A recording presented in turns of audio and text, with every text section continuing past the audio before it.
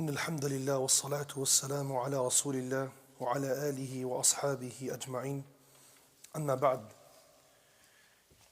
When we look at the life of the earlier generations, we don't only learn from their worship, their fasting, their treatment of religious rites and practices, we also learn from the way in which they interacted with one another.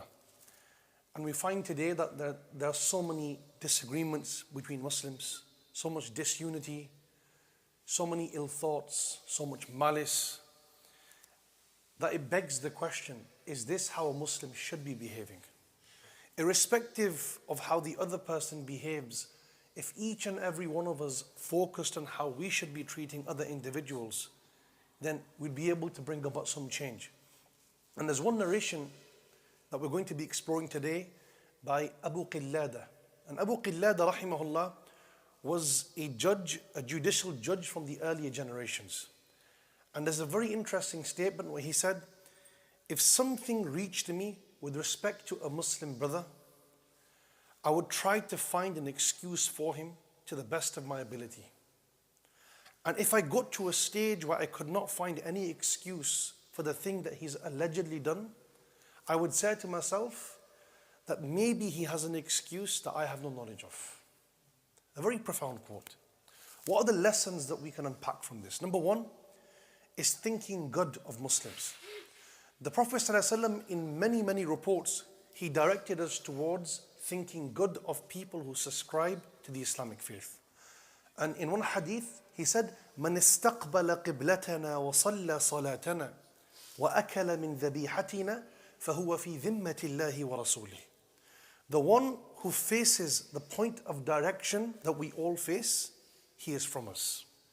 The one who prays our 5 prayers, he is from us. The one who eats from the meat that's been slaughtered correctly, he's from us. So do not remove the protection for Muslims that Allah has placed upon them. Allahu Akbar.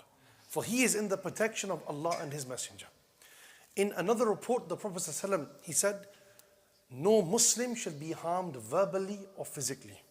And the true Muslim is defined by how he treats his fellow brother. The more a brother feels safe in the presence of another brother, it defines his iman and shapes it even further. All these reports teach us to think good of one another. And when we know that one person subscribes to the Islamic faith, regardless of the sect, regardless of the thoughts, regardless of the theological differences, we're pushed towards maintaining peace between one another. And that's how? Through thinking well of each other. If somebody looks at you a certain way, speaks to you in a certain way, it's crucial to make excuses for that person. Think good of that person. And some of the Salaf would often say that if we don't think good of our fellow brothers, how do we expect Allah to think good of us and forgive us? And these are some of the statements that they would reiterate among themselves.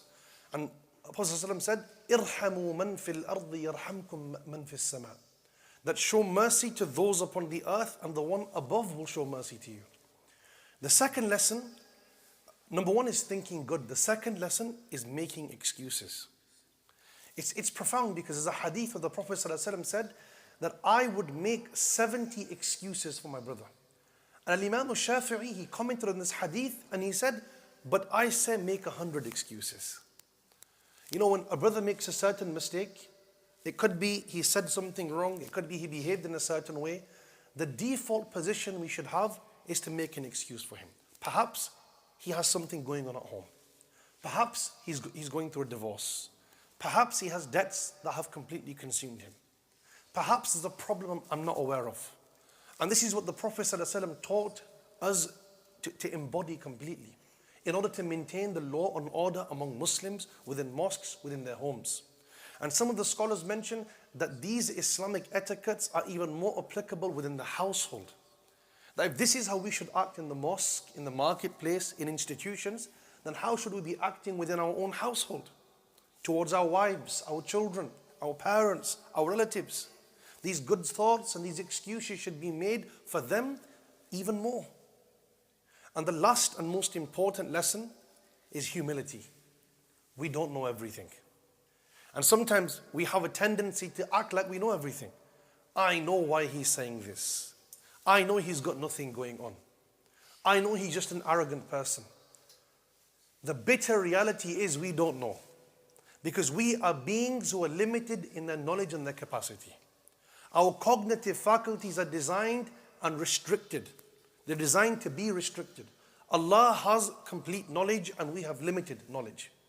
We don't know what this person is thinking. We don't know what's in that person's heart. When Usama ibn Zayd, he killed somebody who said, La ilaha illallah. And this reached the Prophet ﷺ. He said, Oh Usama, lima qatalta man shahida an la ilaha illallah. Why did you kill the man who said La ilaha illallah? He said, Ya Rasulullah, he said, قالها خوفا. He said it because he feared my sword. The Prophet ﷺ said, أشققت قلبه يا أسامة. Did you rip open his heart, O Usama? Did you rip open his heart and check if he said it out of fear, out of genuineness? And Usama wept. Teaching us we don't have the ability to look inside a person's heart. We can't judge the genuineness behind statements. And that's why we're pushed toward making these excuses. Because it's possible that somebody has an excuse we're not aware of. And that's why when the man who drank alcohol in the time of the Prophet ﷺ, an authentic hadith, there was a drunkard who was known to consume alcohol in public. And the companions began mocking him. And the Prophet said, ﷺ, he says, لا تهينوه فإنه يحب الله ورسوله. Don't humiliate this man, for he loves Allah and His Messenger. You don't know what's in his heart. You don't know what worship he's carrying out in private. And we live in a society now where just because we're praying 5 times a day, we think we're better than the average person. We might be praying now, but the ending we're unaware of. A person can live on iman and die upon kufr. The khitam, the ending, is in Allah's hands.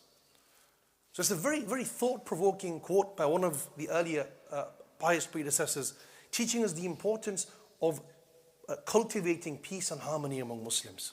And we're living in a time of tension and friction, where there's always a reason to investigate people's creed and ask them certain questions that come across as controversial and think ill of people and judge them based upon the appearances. We're here taught to think good of one another, make excuses of one another, and humble ourselves and remind ourselves we don't have all-encompassing knowledge. That knowledge belongs to Allah subhanahu wa ta'ala. We ask Allah for tawfiq. Wa aqulu qawli hadha wa astaghfirullah li wa lakum.